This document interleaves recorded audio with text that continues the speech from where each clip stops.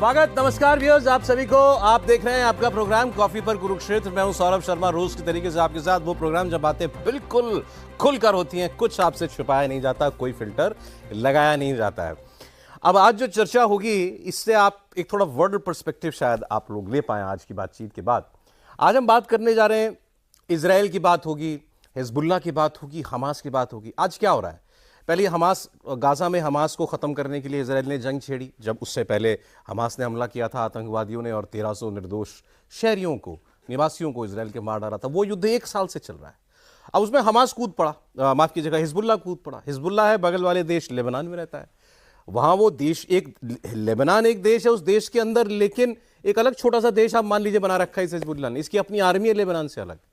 उसकी ताकत मैं आपको बताऊंगा ये क्यों कूदा इस जंग में, और अब इजराइल इस हमास की तरह हिजबुल्लाह को बर्बाद करने की लड़ाई क्यों लड़ रहा है।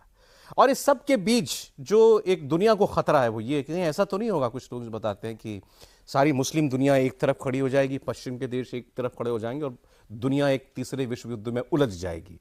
आज आप देखिए ना, इजराइल तो जंग लड़ ही रहा है, पीछे उसके अमेरिका खड़ा हुआ है, इधर हमास है, अब हिजबुल्लाह है, उनके पीछे ईरान खड़ा हुआ है, और दुनिया भर में आवाजें उठ रही कि इजराइल को रोका जाए। तो इजराइल ने पंगा क्यों लिया इतना बड़ा?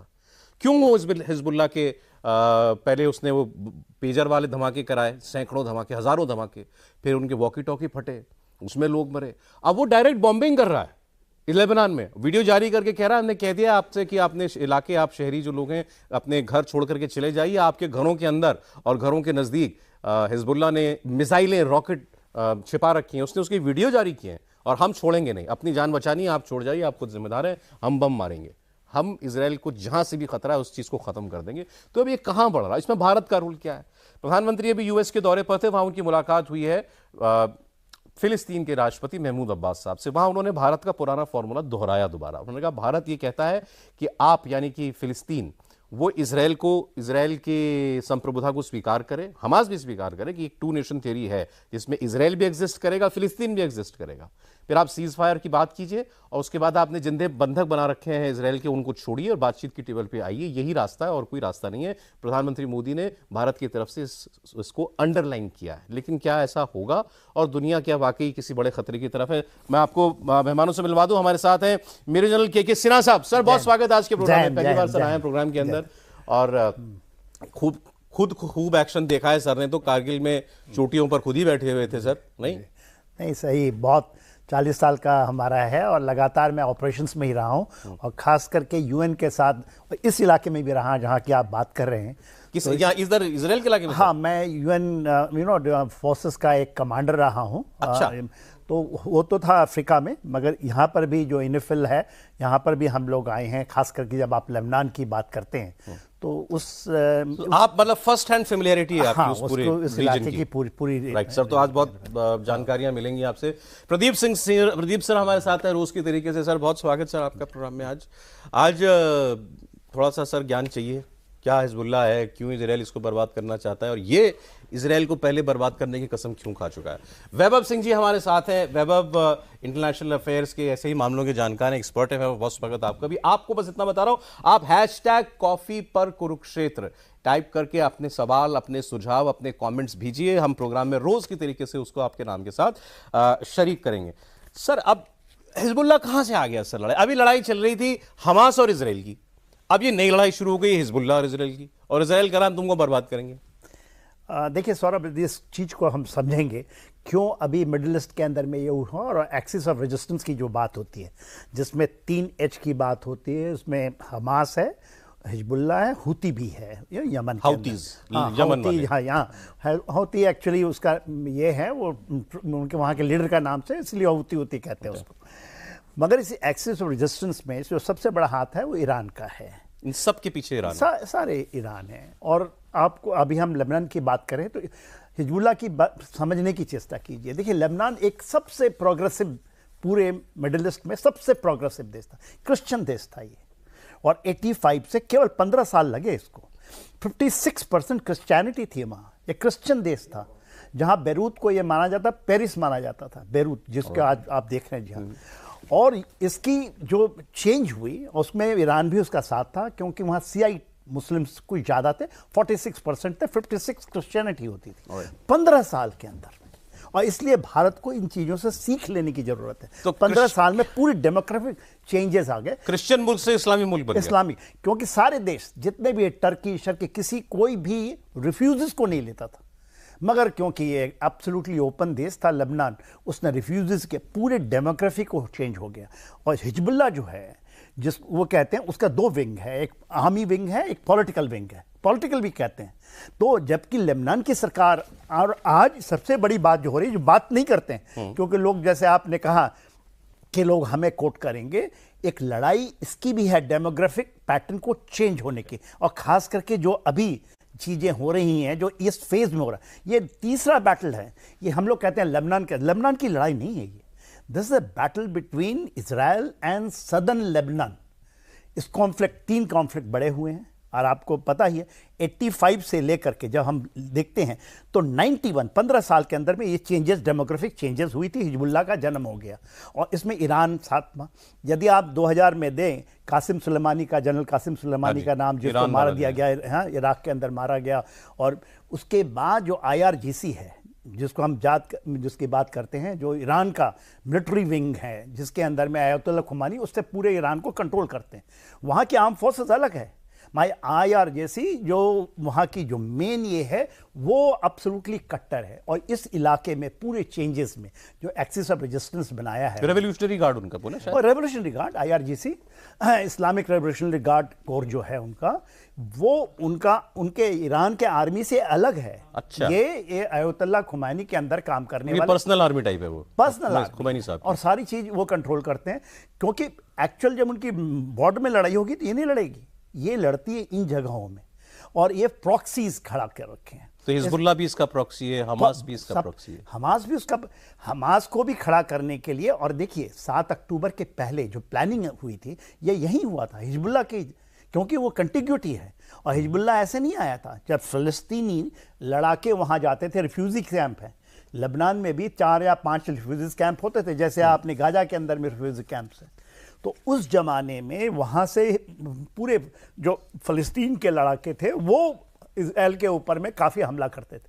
और ये 3 बैटल, ये 3rd कॉन्फ्लिक्ट है, सबसे बड़ा जो सर। ये तो हिजबुल्लाह तो अपने आप में किसी देश की आर्मी जैसा है ना, जैसे मुझे जो जानकारी दी गई है, इसके 50,000 से ज़्यादा इसकी फोर्सेस हैं, 1 लाख से ज़्यादा, मतलब सुइसाइड एवीज या UAVs हैं इसके पास, मिसाइल्स हैं प्रॉपर जो किसी देश की आर्मी के पास होती हैं, रॉकेट्स हैं, UAVs हैं। मतलब ये कोई ऐसा नहीं है कि चूहे हाथी की लड़ाई है, मतलब है उसके पास दमखम। दमखम तो है ही है। बोला जाता था जब लड़ाई, जो 7 अक्टूबर के समय जब आकलन किया गया कि 1 लाख के उसके अंदर फाइटर्स हैं, 1 लाख, नॉट 50,000, 1 लाख फाइटर्स हैं, 1,50,000 उसके पास रॉकेट्स हैं, रॉकेट्स। तो रॉकेट्स में कत्यूसा रॉकेट है, वेरी प्रिमिटिव है वो। कत्यूसा का जब बात होता था प्रिमिटिव, अभी तो बुरकान एक आ गया है, एक और वो ले आए हैं, और जो इनकी रेंजेस आप मैक्सिमम 120 किलोमीटर्स की है। तो बगल में तो है इनकी इजराइल, लगा हुआ इजराइल। तो देखिए इजराइल का डेप्थ यदि लेंगे ऐसे तो 420 किलोमीटर का ही है डेप्थ, टोटल। मगर जो आगे का इलाका, जो हम नर्दर्न इजराइल की जब बात होती है ना, जहाँ से 50-60 हज़ार लोगों को निकाला है इजरायलियों ने, आपने वहाँ से ले गए, उनको खाली कर दिया है। जो नर्दर्न कमांड है उस इलाके में यदि आप लें, बॉर्डर से लेकर के, उसको लाइन कहते हैं, ब्लू लाइन। क्योंकि जब लड़ाई हुई थी इनके बीच में, खास करके 2000 के बाद जब इजरायली वहाँ से निकल आए थे, वो देखिए वो 2 जगह थे, इजराइल फोर्सेस IDF 2 जगह चली गई थी। वो एक लिथानी रिवर है, 26 किलोमीटर है, जो ब्लू लाइन की बात करते हैं, और एक बेका वैली है। तो यहाँ से वो निकल गया, UN ने इसमें इंटरवीन किया, UNFL वहाँ से आ गई, वहाँ पर तो UN की डिप्लॉयमेंट है। राइट। मगर बात यह है, और ये कहा गया था कि यहाँ पर हिजबुल्लाह को नहीं पनपने दिया जाएगा, मगर समहाउ UN कंप्रोमाइज हो जाती है। आज हमारी एक बटालियन, इंडियन आर्म फोर्सेस की एक बटालियन वहाँ लगी हुई है उसको, मगर उनको वो पावर नहीं देते ना, UN ऐसा ही मैंडेट है। अब ये सर, अब सवाल ये है आपके मन में भी आता होगा, इजराइल कितनी जगह जंग लड़ेगा और क्या इतना दमखम उसके पास है कि वो ये जंगें जीत सके? भाई एक देश चारों तरफ से दुश्मनों से घिरा हुआ है, शांति है तो है, लेकिन अब इस बार तो इजराइल ने कहा ना कि मैं युद्ध कर रहा हूं तुम्हें और तुम्हारे खात्मे के लिए कर रहा हूं, हमास के भी और हिजबुल्लाह के भी। तो उसको क्यों करना पड़ रहा है? सर मैंने थोड़ा सा देखा, हिजबुल्लाह का चार्टर क्या कहता है? हिजबुल्लाह का 1985 का जो मैनिफेस्टो है वो ये कहता है, our struggle will end only when this entity, मतलब इजराइल, इज ऑब्लिटरेटेड। ऑब्लिटरेटेड मतलब जब तक इजराइल खत्म नहीं हो जाएगा दुनिया से, तब तक हमारी जंग जारी रहेगी। हमास का क्या कहता है चार्टर?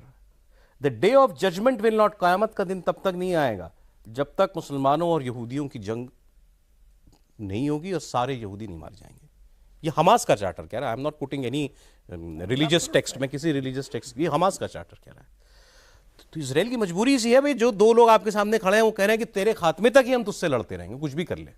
तो एक दिन तो इजराइल को भी लड़ना ही पड़ेगा, उसको भी। आज वो भी कह रहा है कि ठीक है, मैं भी क़यामत की जंग लड़ रहा हूं जिस दिन तुम लोग बर्बाद नहीं हो जाओगे। इजराइल तो जैसे 32 दांतों के बीच में जीभ रहती है उस तरह से है। वो इजराइल की एग्जिस्टेंस को स्वीकार ही नहीं करना चाहते।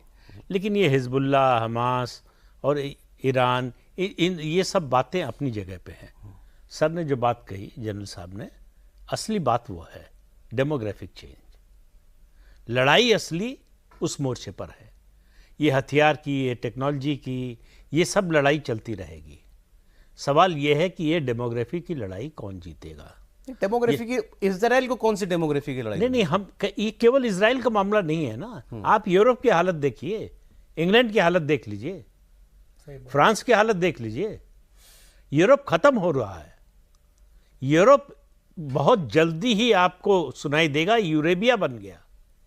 यूरोप से यूरेबिया। हाँ, जिन देशों ने, दूसरी बात जो जनरल साहब ने कही, जिन देशों ने ये इमिग्रेंट्स को लिया वो उसकी कीमत चुका रहे हैं। कहां से गए इमिग्रेंट्स? मोस्टली मिडिल ईस्ट और अफ्रीका से। हाँ, तो मुस्लिम है सारे मुस्लिम, और कोई भी मुस्लिम देश उनको नहीं लेता है। इस बात पर ध्यान दीजिए, इस स्ट्रेटजी को समझिए। तो वो कहते हैं ना कि दूसरों की गलती से सीखिए, क्योंकि आप एक जीवन में इतनी गलतियां कर ही नहीं सकते कि उनसे सीख सकें। सबको सीख लें और सबके तो सबक लेके जिंदा रहें। दूसरों की गलतियों से सीखिए, तो कि जो सीखने को तैयार है वो सरवाइव करेंगे। It's not just about Israel and Hamas. बिल्कुल नहीं, ये पूरी दुनिया में होगा। ये दारुल इस्लाम और दारुल हर्ब का मामला है, ये कैलिफेट का मामला है। बाकी सब बहाने हैं लड़ाई के, कि तुम हमारे इलाके में घुस आए, तुमने हमारे 2 सैनिक मार दिए, तुमने हमारे पर बम गिरा दिया। जैसे हिजबुल्लाह ईरानी, मैं आप ही की बात उसी कॉन्टेक्स्ट में आगे बात कर रहा हूँ। हिजबुल्लाह और हमास है, ये फिलिस्तीन की जंग लड़ रहे हैं या इजराइल के दबदबे को के खात्मे की जंग लड़ रहे हैं, या ये कोई इस्लामिक वॉर लड़ रहे हैं? अल्टीमेट गोल तो इस्लामिक वार का है। ओके। लेकिन लड़ाई जो है वो लड़ रहे हैं इजराइल को खत्म करने की। उनको लग रहा है कि इजराइल इस रास्ते की बहुत बड़ी बाधा है। हम इजराइल को अगर खत्म कर देंगे, इजराइल ने कितने जो है अरब देश है जिनको न्यूक्लियर स्टेट नहीं बनने दिया। हो जाते नहीं तो हो जाते। ईरान के न्यूक्लियर फैसिलिटी पर जो अटैक किया उन्होंने, उसको खत्म किया। इजराइल भी स्वीकार नहीं करता इजराइल को, मतलब इन द सेंस वो भी कहता है कि खत्म होना चाहिए इजराइल। ईरान क्या, कोई भी अरब कंट्री, मुझे नहीं लगता, सर ज्यादा बता सकते, कि इजराइल सरवाइव करे। वही कह रहे हैं ना कि वो उनके एग्जिस्टेंस को स्वीकार करने को तैयार नहीं। उनका मानना है कि ये होना ही नहीं चाहिए, ये देश ही नहीं होना चाहिए, देश ही नहीं, ये रेस नहीं होनी चाहिए, यहूदी नहीं होनी चाहिए। तो उनको खत्म करना है। तो इसलिए कोट करता, day of judgment will not come until Muslims fight Jews and kill them. The Jews will hide behind rocks and trees. पत्थरों और पेड़ों के पीछे यहूदी छिपेंगे। पत्थर और पेड़ आवाज देंगे, मेरे पीछे बैठे हैं यहूदी, इनको खत्म करो। तब तक कयामत का दिन नहीं आएगा। ये बेसिकली कुरानिक रेफरेंस है। तब तक कुछ कयामत का दिन नहीं आएगा, ये मानते हैं वो। उसके लिए यहूदी दुनिया से खत्म होनी चाहिए। बिल्कुल। तो मतलब इजराइल खत्म होना चाहिए। ये यहूदी की बात नहीं है, फिर उससे आगे जाती है नॉन बिलीवर्स। फिर उनका नंबर आएगा। बेसिक बात है जो योगी जी ने असेंबली में कहा कि कयामत का दिन कभी नहीं आएगा, इस गलतफहमी में मत रहो। तो ये बोलना पड़ेगा, ये कहना पड़ेगा और इस पर चलना पड़ेगा। आंख बंद करके शुतुरमुर्ग की तरह आप सोचेंगे कि हमारे ऊपर कोई कष्ट नहीं आएगा, कोई तूफान का हमारे ऊपर असर नहीं होगा, तो फिर आप एक दिन मारे जाएंगे। उसके लिए तैयार रहिए। 15 साल क्या होता है किसी भी देश के जीवन में, जो इन्होंने बताया। हाँ, 15 साल में डेमोग्राफी बदल गई, तो टिल्ट हो गई। 15 साल में ऐसा तो नहीं है कि वो 46 से 57%। हाँ, मतलब दे रोज, नंबर्स रोज। इतनी जल्दी राइज नहीं होती है, ये बाहर से लोग ये जब कोई आए, ऑर्गेनिक ग्रोथ नहीं है। और वो नहीं है कि उन्होंने पैदा कर लिया और वो ये यंग हो गए, लोग बाहर से आए वहाँ और पूरी की पूरी व्यवस्था चेंज कर दी। और यही जो मैं बोल रहे हैं सर, जो बता रहे हैं एग्जैक्टली ये होने वाला है। यदि आप इसको नहीं रोकेंगे, इजराइल बहुत बड़ा सैक्रिफाइस और लड़ाई लड़ रहा है हम आपकी, उसको बोलने के लिए हम तैयार नहीं है, क्योंकि हमारी, लेकिन वो अपने दुनिया के अपने हिस्से में लड़ रहा है, हमारे हिस्से में वैसी चुनौतियां थोड़ी हैं। नहीं सर, वो समझाने की कोशिश कर रहा है कि ये लड़ाई आपकी है। कैलिफेट की लड़ाई है कहाँ? कैलिफेट की लड़ाई हो सकती है, मतलब खलीफा इस्लामी पूरी दुनिया में इस्लाम राज करे, उसकी लड़ाई हो सकता है, कोई संगठन या कोई देश लड़ता हो। लेकिन भारत क्या, भारत जो इस्लाम को मानता है वो सब लड़ते हैं, इस गलतफहमी में मत रहिए। अब ये जनरलाइजेशन है सर। नहीं, जनरलाइज नहीं कर रहे, ये हम उसको टेररिज्म कह देते हैं, मतलब है तो जिहाद की लड़ाई ना। आप किसी चीज के वर्ड में छिप जाइए। लेकिन हम टेररिस्ट को भी तो फ्रिंज मानते हैं ना जी। टेररिस्ट, एक्सट्रीमिस्ट क्यों कहते हैं हम? एक्सट्रीमिस्ट है मतलब कहना अलग हाँ है। कि इस्लामिक आइडियोलॉजी में जिस दिन आप कह देंगे ये जिहाद है जम्मू एंड कश्मीर में, उस दिन ये खत्म हो जाएगी। आप ये कहते हैं कि जिहाद, जब तक आप देखिए कोई चीज को, जब आप मेरे को स्पेड न बोलेंगे तब तक मैं छिपा रहूंगा मेरे एक गिलाफ। पूरी दुनिया इसको नहीं मानेगी, अमेरिका मानता है इस चीज को, इसलिए वो करता है, वो जिहाद की लड़ाई लड़ता है। आप कह रहे हैं कश्मीर में एग्जाम्पल है इसका? एग्जाम्पल है। हम कहते हैं वहां तो कहते हैं कि टेररिज्म मिलिटेंसी है। मिलिटेंसी, टेररिज्म एंड जिहाद, ये तीन अलग हैं। क्यों हम कहते हैं कि ये वहां से चलती है, उन मदरसों से चलती है ये सोच? क्यों ऐसा हुआ और क्यों हुआ? क्यों इंडिया और पाकिस्तान क्यों बांटा गया? क्यों आपका ईस्ट पाकिस्तान आ गया? ये इतिहास में छिपा हुआ है। क्यों ये चीज़ें हुई? यही चीज़ वहाँ हुई, और वहाँ भी 47 में हम आज़ाद हुए और 48 में आज़ाद, जिसको इजराइल को कह लीजिए, फिलिस्तीन बनाया गया, और यूके वहाँ था। उस सबसे बड़ी गलती वो इंडिया में करके गया, अदरवाइज इंडिया आज एक होता जो हम बात करते हैं। करके गया। हाँ, वहाँ भी करके गया। असल मुजरिम तो ये है। हाँ, तो आप ब्रिटिश एम्पायर। आप बताइए, जॉर्डन रिवर है, ये जॉर्डन रिवर है और उसका मेडिटेरियन सी है। तो ये कहते हैं इस बीच में जो फिलिस्तीनी, वेस्ट बैंक बनाने की क्या जरूरत है? गाजा क्यों बनाने की जरूरत है? क्यों नहीं इवन आप कहीं नॉर्थ इलाका दे देते उसको? आप इस तरह की बात क्यों ईस्ट पाकिस्तान और वेस्ट पाकिस्तान बनाया? ठीक है सर, मैं इसको अब इंडियन कॉन्टेक्स्ट, जो आप बाकी दोनों मेहमानों ने कहा कि इजराइल आप सबकी जंग लड़ रहा है, या वो सबक है कम से कम उससे सीखो, है कोई पैरेलल इजराइल की जो जंगें चल रही हैं और भारत जिस सिचुएशन में है? जी बिल्कुल है। अगर आप अपने इर्द गिर्द देखें, अब तो बांग्लादेश में तो अब जमात इस्लामी की गवर्नमेंट आ गई है, तो कुछ दिन में आपको देखने को मिलेगा जब नॉर्थ ईस्ट में आपके यहाँ डिस्टर्बेंसेस शुरू होंगी, जब वहाँ पे भी रॉकेट लॉन्चर्स और मिसाइलें और हैंड ग्रेनेड्स आने शुरू होंगे, तो आर्म्ड फोर्सेस के लिए कितना बड़ा चैलेंज। जब तक 1971 में बांग्लादेश नहीं बना था तो नॉर्थ ईस्ट की सारी इंसर्जेंसीज कहाँ से चलती थी? बांग्लादेश से चलती थी, ईस्ट पाकिस्तान से चलती थी। सर आपको बताएंगे। और देखिए, इजराइल इन सारे के सारे जो पूरा मिडिल ईस्ट में जो पूरा तमाशा लगा हुआ है, जो हज़ारों लोग मर रहे हैं, इसका जिम्मेदार अगर कोई एक है तो वो है अयातुल्लाह खुमैनी।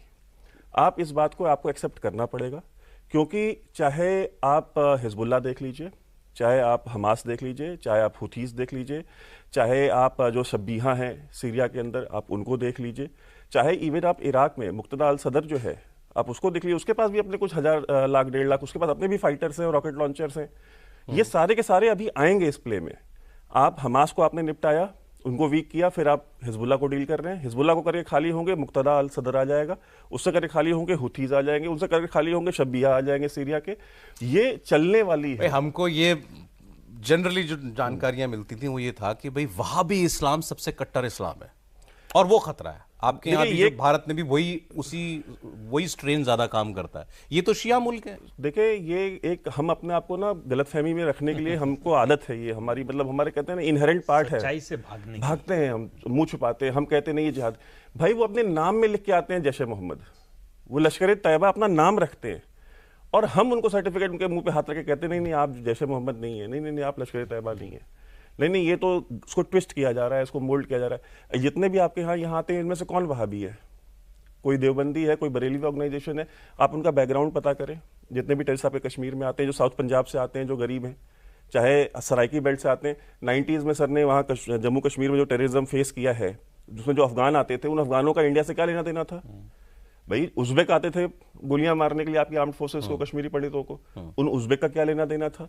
या क्या है बेसिक बेसिक वो क्या थॉट है जो इनको ड्राइव करती है? नॉन बिलीवर्स का, बिकॉज वो एक कुरानिक रेफरेंस दिया गया है, क्योंकि जब तक नॉन बिलीवर्स पेड़ के पीछे नहीं छुपेंगे, और वो भी उसमें बताया गया है कि कौन से पेड़ के पीछे छुपेंगे, उस पेड़ की वैरायटी मेंशन की गई है कि इसी पेड़ के पीछे, और फिर वो पेड़ बोलेगा कि ओ मुस्लिम तुम इधर आओ, देखो ये मेरे पीछे ये छुपा हुआ है, ठीक है। अब ये उस एक वाक्य एग्जैक्टली कश्मीर में पंडितों के साथ हुआ एक घटना जिसका सबसे ज्यादा जिक्र होता है कि वो ऊपर जाकर चावल के जो स्टोरेज था उसमें छिप गया, आतंकवादी खोजकर जा रहे थे, उसकी पड़ोस में जो महिला रहती थी बुलाया, कहा वहां छिपा है। और ये इस मूवी में दिखाया भी गया, और कश्मीर फाइल्स में, और वो वाकई एक वास्तविक घटना है, वो प्रोपेगेंडा बता दिया गया। अरे now let's come to the part कि इजराइल को इतनी फायर पावर कहां से मिल रही है? इतना सा मुल्क है, पॉपुलेशन क्या होगी इजराइल की? 40, मैं तो नहीं मानता 1 करोड़ से ज्यादा भी होगी, भी चेक कर लेंगे, बट नहीं वो तो जनरल साहब बताएंगे, लेकिन मैं कह रहा हूं कि जंग जो है हथियारों से नहीं लड़ी जाती, जज्बे से लड़ी जाती। वो है इजराइल के पास, हमारे पास नहीं है। वैसा नहीं जिस देश के पास होगी वो लड़ पाएगा। जज्बा, सेना की बात नहीं हो रही अभी, और जब आप कल को आप ये ना सोचिए हम कह रहे हैं सेना के पास जज्बा नहीं है। देखिए देश की बात हो रही है, देश की बात, मतलब हमको हमारे देश के कोई खिलाफ कोई बोल की बात नहीं, आपकी हमारे देश के खिलाफ कोई बोले तो हमको गुस्सा आना चाहिए। हमारा झंडा जला दिया जाए, हमको कोई फर्क नहीं पड़ता। लाल किले पे चढ़ जाते हैं। बता रही मेरी 94 लाख ओनली, 94 लाख पॉपुलेशन है इजराइल। एग्जैक्टली, आप 140 करोड़ हो। प्रॉब्लम वहाँ है 100 जो आप 94 लाख का है ना, less than 1 crore, less than 1 crore जो लोग हैं, उनका जो जज्बा है वो नहीं कि सेना जज्बा क्या होता है। 140 करोड़ यदि आपकी जज्बा हो जाए, आपके अंदर जयचंद ना हो, आपके अंदर डीप स्टेट ना हो, तो आप बताइए ये देश कहाँ निकल जाए। प्रॉब्लम उसकी है, प्रॉब्लम ये नहीं है कि इजराइल कैसे लड़ रहा है। इजराइल उसकी सर्वाइवल, यदि इस कमरे में मैं बैठा हूँ, आप 3 चढ़ जाए मेरे ऊपर और मेरे सर्वाइवलिटी है, तो मेरे पास वो जज्बा आएगा ही फाइट करने का। बिल्कुल ठीक कह रहे हैं। देखिए तो भारत उस परिस्थिति में है क्या? देखिए इजराइल को थोड़ा सा और समझने की एक चेष्टा मैं 1 सेकंड देना चाहूँगा। देखिए इजराइल की जो जेरूसलम है, जो हम अल-अक्सा मॉस्क की जब हम बात करते हैं, वो जगह वो धरती, वहाँ से 3 मेजर रिलीजन्स निकले हैं। बिल्कुल ठीक है, जुडाइज़म है, आपका इस्लाम है और क्रिश्चियनिटी है। तो वहाँ पर जो लड़ाई है ना, इसकी मिश्रण है ये, और ये कभी नहीं ख़त्म होगा। ये जो धरती जो है ना, और उसमें केवल आप इजराइल के लोगों का एक जज्बा है, वो उनको मार नहीं सकते, उसको ख़त्म नहीं कर सकते। और 2 state theory is good, but 2 state theory in this way is not good. मैं मानता हूँ फिलिस्तीन बन भी जाएगा तब भी ये चलता रहेगा। नेचुरली आज क्या है कि इजराइल कैसे कर पा रहा है, ईरान कैसे कर पा रहा है, इतना 2000 किलोमीटर दूर बैठा है, कैसे वो कर पा रहा है, कैसे ग्राउंड एक्शंस हो रहे हैं। केवल ये नहीं कि आप मिसाइल से, रॉकेट से बहुत चीज़ अचीव नहीं कर सकते, कैजुअलिटीज कर सकते हैं। उन्होंने तो अपना देखिए ना, उन्होंने डायरेक्ट पहली बार फायर हुआ, ईरान से डायरेक्ट फायर हुआ, क्यों नहीं फायर कर रहा है अभी तो वो कह रहा था ना, ईरान ने डायरेक्ट फायर किया इजराइल पे। एक बार हुआ ना 13 अप्रैल को, 1 अप्रैल को डमास्कस का ये हुआ था, उन्होंने IRGC कमांडर को मारा, उन्होंने रिटेलिएट करके सोचा कि हम कर लेंगे। क्या हुआ, 90% उनके बेकार गए ना वो चीज़ें। बात यह है कि आज क्यों डरा हुआ, क्यों नहीं रिट्रीब्यूट कर रहा है। वो तो कहा था कि हम इसका मदद ले लेंगे, इजराइल क्यों नहीं पलटवार? हाँ कह रहा था ना कि हमास के लीडर का इसराइल हानिया का हम बदला लेंगे और ऐसा लेंगे। क्यों नहीं, उसके क्यों दम नहीं है? आज तो उनके प्रेसिडेंट ये कह रहे हैं कि हमको ड्रॉ कर रहा है इजराइल। हाँ, Israel is drawing, America is drawing Iran to come. और आपको ये बता दूं, ये 97 ईयर्स ओल्ड हो चुके हैं मेरे अयतुल्लाह खुमैनी साहब, आजकल के अब तब की हालत में है, मेहमान है वो। उनका जो रईसी साहब मारे गए, वो उनके नेक्सेसर थे, वो भी ऐसे ही उसको बोला जाता तेहरान का बुशर, जो उसने ऐसे लोगों को, वो खत्म हो गई।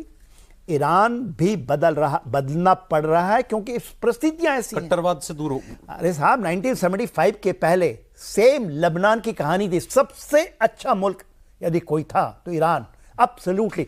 वो तो साफ ईरान के बाद जो जिस तरह से हुआ है, आप इस बात का जवाब नहीं दिया आपने, खुद ही सवाल उठा। एक भी पारसी है क्या ईरान में? हाँ, ईरान को तो हम पर्शिया कहते हैं ना, फारस से आया। नहीं, बट ईरान क्यों नहीं डायरेक्टली पड़ रहा है इसमें? उसकी एग्जिस्टेंस खत्म हो जाएगी। इजराइल मारेगा। इजराइल मारेगा, उसको देखिए, मालूम है कि उसके आप- इजराइल के पीछे आप- अमेरिका भी खड़ा है, यूरोप भी आप खड़ा है। आज का पेपर में है कि जो उनके रईसी साहब मारे गए थे उनका भी पेजर फटा था उनके, जो कि उन्होंने कह दिया कि नहीं वेदर खराब था अजरबैजान। पेजर पहले से चल रहा है। हाँ, और ये पेजर का कहानी जो है इसका, ये जो साइबर वॉरफेयर का इन्होंने 2022 में किया था ये, और 24 में किया। ऐसे ऐसे उनके पास चीजें हैं, और आप देखिएगा, आप ये कहना, देखिए वेस्टर्न मीडिया भी इन चीज़ों को थवा इधर उधर करके बातें करता है। अभी आप नदर्न इजराइल में हिजबुल्लाह के साथ केवल 25 सोल्जर मरे हैं इजराइल के, और उन्होंने आज ही 500 मार दिए। हाँ, उनके सारे टॉप कमांडर्स मार दिए। तो ये जो है ये सीखने, हम, मैं आप लोगों के लिए नहीं, हम मिलिट्री लोग हैं, हम मिलिट्री हिस्ट्री पढ़ते हैं, इन चीज़ों को देखते हैं, हमें सीखने की ज़रूरत है इन चीज़ों से। तो क्या है इजराइल के पास ऐसा खास? इजराइल के पास जज्बा है, उनको पता है कि उनका कोई दोस्त नहीं है वहां पे, और उनको शत्रुबोध है। हमारे साथ कमी ये है कि हमें शत्रुबोध नहीं है। हम नया टर्म दिया आपने, शत्रुबोध। भाई हमको अगर शत्रुबोध हो, का क्या है? भाई हम तो मानते ही नहीं। 90% ऑफ आवर एनिमीज, हम उनको शत्रु मानते ही नहीं। हम तो ये मानते हैं, हम तो चाइना को ही नहीं मानना चाहते हैं। हम तो हिंदू कहते हैं ना कि भाई हिंदी चीनी भाई भाई, हमारे प्राइम मिनिस्टर ने बोला, नेहरू जी ने कहा कि हम तो भाई भाई हैं। वो हम शायद कंटेन करने के लिए करते हैं भाई, कि तू भी शांत रहे, ये भी इसको भड़काओ मत। अब शब्द इस्तेमाल नहीं करना चाहिए, बेवकूफ़ी की बात करते हैं। हाँ, सच्चाई से भागने की कोशिश करते हैं, सच्चाई से छिपने की कोशिश करते हैं। ये जो बीच में चला, गुड टेररिस्ट बैड टेररिस्ट, क्या था ये? Good Taliban bad Taliban. Good Taliban bad Taliban, ये क्या होता है आप बताइए मुझे। गुड तालिबान सर वो होता है जो आपकी मजबूरी होती है, जिससे आपको डील करना है। अब अफगानिस्तान में वो है तो आपको अपनी एमबेसी भी चलानी है। गुड तालिबान आपके लिए कभी नहीं हो सकता, तो आप गुड कैसे बात टेररिस्ट करेंगे कभी उससे? नहीं हो सकता। बात तो करेंगे ना उससे। हाँ, बात करेंगे, वो एक दूसरी चीज है, लेकिन आप उसको मानने लगे, ये गलत बात है। आप उसकी लेजिटिमेसी को नहीं एक्सेप्ट कर सकते। आप ये नहीं कह सकते कि ये लेजिटिमेट है। आप ये नहीं कह सकते कि ये लोग ठीक हैं क्योंकि ये हमारी बात अभी मान रहे हैं, वो अभी मान रहे, कल नहीं मानेंगे। Give me examples. जो आपने कहा शुतुरमुर्ग सिंड्रोम है या शत्रुबोध हमें नहीं है, कहां भारत का एग्जांपल दीजिए हमें, हम लोग कहां? अब आप देखिए, जब 26/11 का हमला हुआ मुंबई में, तो आपके यहाँ के जितने भी नेशनल सिक्योरिटी के जिम्मेदार लोग थे, वो पाकिस्तान के मरी हिल स्टेशन पे बैठे थे, जहां नेटवर्क नहीं था मोबाइल का। यहाँ पे 26/11 आपके ताज में हमला हो रहा था, इंडियन सिक्योरिटी के लोग वहां बैठे थे, वहां बैठे थे, वहां गए थे, सही बात, मीटिंग के लिए गए हुए थे। मीटिंग था, ठीक है, टॉप लोग आपके, और उस वक्त उसने हमला कर दिया 26/11। और 26/11 का हमला चल रहा था, उनसे संपर्क ही नहीं हो पा रहा था। हमारे कभी सुना नहीं मैंने। नहीं भाई, सही बात मान रहे हैं। जितने भी हमारे फॉरेन के ये थे मिनिस्ट्री के, देवर इन मरी, दैट्स व्हाई इतना देर हुआ उनको आकर कोई डिसीजन लेने वाला नहीं था। नहीं था, सही बात की बात बताइए आप। अरे भाई, IC 814 देख लिया हमने, ये 26/11 जब हुआ, कितने घंटे लगे NSG को भेजने में बंबई? बिल्कुल, ऐसे आप लड़ेंगे? नहीं, वो तो आपकी कैपेबिलिटी की प्रॉब्लम है। नहीं, हर तरह की प्रॉब्लम। मैं कह रहा हूं वहां करने गए क्या थे? कोई भी जहाज करने गए थे उस मीटिंग में, हमले से पहले अगर वो गए थे मीटिंग में, अगर उनको शत्रुबोध होता, उनको पता होता कि ये कौन लोग हैं, तो वो नहीं जाते वहां पे। पाकिस्तान से बिल्कुल डेड एंड, कोई बात ही नहीं करनी, कुछ नहीं करनी। आप मुझे बताइए, क्या इजराइल जो है हमास के साथ टेबल पे बैठ के बात करता है? अल्टीमेटली करनी पड़ेगी ना। नहीं करनी पड़ेगी, अगर करनी होती तो वो कर चुके होते अब तक। उनको नहीं करनी है, इसलिए उन्होंने 40,000 हमास के लोग मार दिए, लेकिन अभी तक बात नहीं की है। 41,000 is total casualty of Hamas. ठीक है, हिजबुल्लाह के अगर 1.5 लाख फाइटर है, लोग ये भी कहते हैं ना, you are fighting a war which has no end. ठीक है, नहीं, देखिए वो खत्म नहीं होने वाला, हमास खत्म हो जाएगा क्या? लेकिन विड्रॉ वो करेंगे या विड्रॉ आप करेंगे, शांति की अपील वो करेंगे आप करेंगे, ये आप डिसाइड कर सकते हैं। ये गेम आपके हाथ में। तो India has to do this with Pakistan with definitely. आप बताइए ना, आपने जब बालाकोट किया, आपने सर्जिकल स्ट्राइक किया, तो यहाँ पे पटियाला हाउस कोर्ट में जवेरी बाजार में बम फटने बंद हो गए ना? फटते थे ना, हर महीने, हर 2 महीने पे कहीं ना कहीं बम फटता था। आप क्यों नहीं फट रहा? 10 साल दिनकर जी की एक कविता है, उसकी कुछ लाइनें हैं। क्षमा शोभती उस भुजंग को जिसके पास गरल हो, हाँ। उसका क्या जो दंतहीन विषहीन विनीत सरल हो। तो आप तय कर लीजिए, आपके पास गरल है कि नहीं। आपके पास गरल नहीं है, आपके मुंह में दांत नहीं है, और आप कहते हैं कि चलो क्षमा किया तुम्हें। ये डरपोक लोग करते हैं, कायर लोग करते हैं। क्षमा तुम बहुत आसानी से करते हैं। तब क्षमा तो हमने 26/11 के बाद हम पाकिस्तान से बात कर रहे थे। प्रदीप जी, हमारे यहाँ तो प्रधानमंत्री की हत्या करने वाले को वोट के लिए क्षमा जो है उसकी पत्नी करती है। खैर, आज प्रोग्राम में आज समय इतना ही था सर, लेकिन बहुत फूड फॉर थॉट मिला है बात करने के लिए, कुछ नई चीजें सोचने के लिए मिली हैं। शत्रुबोध होना चाहिए कि नहीं होना चाहिए, और सर ने जैसा कहा शुरुआत में, मित्रबोध भी है, मित्रबोध होना चाहिए, होना चाहिए। हमारा दुश्मन कौन है? एंड सर ने कहा कॉल स्पीड स्पीड। सच जो जैसा है वैसा ही बोलो उसको, आंखें मत चुराओ, कम से कम बोलने में तो नहीं चुराओ, करने की बात तो बाद में, पहले बोलने में, स्वीकार करने में।